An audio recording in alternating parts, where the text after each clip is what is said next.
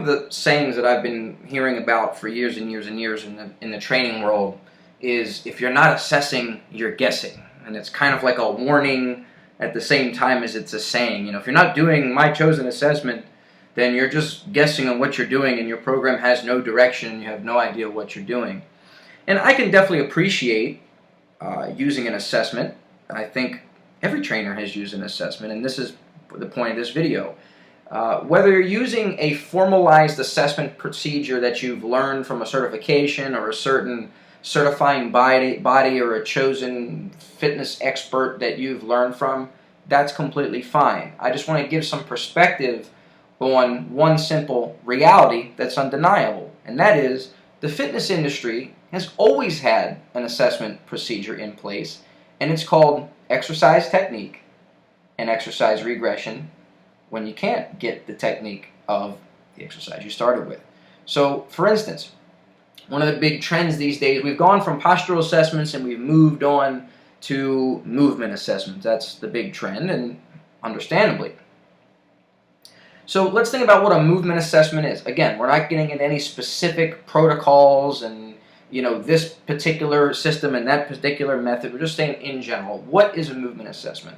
We're observing someone move, and then we are judging by the quality of that movement, or what we feel the quality of that movement is based on our standards, and then saying, okay, well, what do I need to do about this? Do I need to work around this? Do I need to try to fix this? And that depends on whether you're into the corrective stuff or not, which is beyond the scope of this video.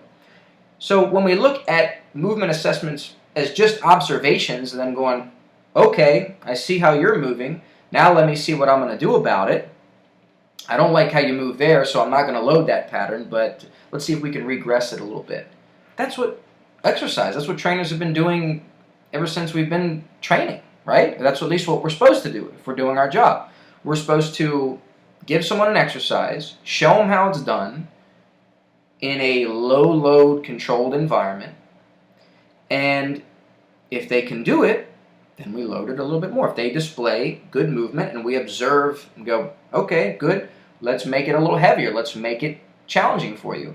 But if the person can't do the movement, then what do? You coach them up, and then if you can't coach them up, if they're unable to do it, so if you make them aware of what you're looking for and they're still unable to do it after you've made them aware, after you've coached them up, then you find a regression, something that makes the exercise easier for them, or you bag that exercise completely and you give them an alternative movement for a similar movement pattern or muscle groups, whatever you want to think, movements or muscles.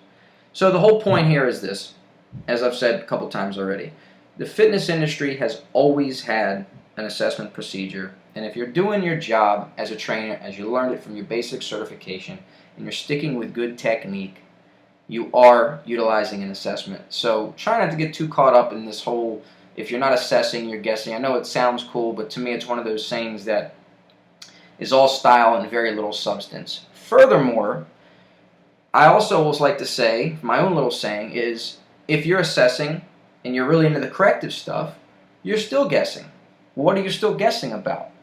Well, you're still guessing about what is causing the movement problem, limitation, that you're observing. Now, some may say it's not the job of the trainer to figure out why someone is moving that way. It's the job of the trainer to get someone in better shape and not further any problems, that do no harm kind of thing. They might say it's the job of the physical therapist to figure out why. I'm not going to get into that whole polarizing topic in this video. But just keep in mind there's a million reasons why someone could be moving the way they do. Loss of cartilage, arthritis, nerve problem, previous injury, a protective compensation, which is the body trying to move away, force out of a joint that it doesn't want to put force into, a compromised joint. There could be any number of reasons why. It's not just as simple as this lacks mobility and this lacks stability. Talk to any physical therapist and they'll tell you there's a lot more going on involved with the body there. So just keep in mind too, not only have we always had this, we always had some form of an assessment based on observation and sticking with good technique, and when the technique is no good, you find something else or you regress the exercise until they can show you the technique that you're looking for. And the other point to this is just because you see something or just because you use your chosen formal assessment, and we all have them, I have mine as well, doesn't necessarily mean that you're on the right track and what you've observed that you think is causing the reason for the limitation. All you have if you just observed something happening. But it's anyone's guess what is actually causing that problem. And even the best physical therapists, the ones who are honest, will admit to you that their assessment, these are the people who went to school for it, they spend all their time and effort educating on biomechanical assessments a lot more than us fitness professionals, and they'll tell you that at best they're making educated guesses, and they're often wrong in their assessments and have to change their diagnosis many times throughout the therapy process.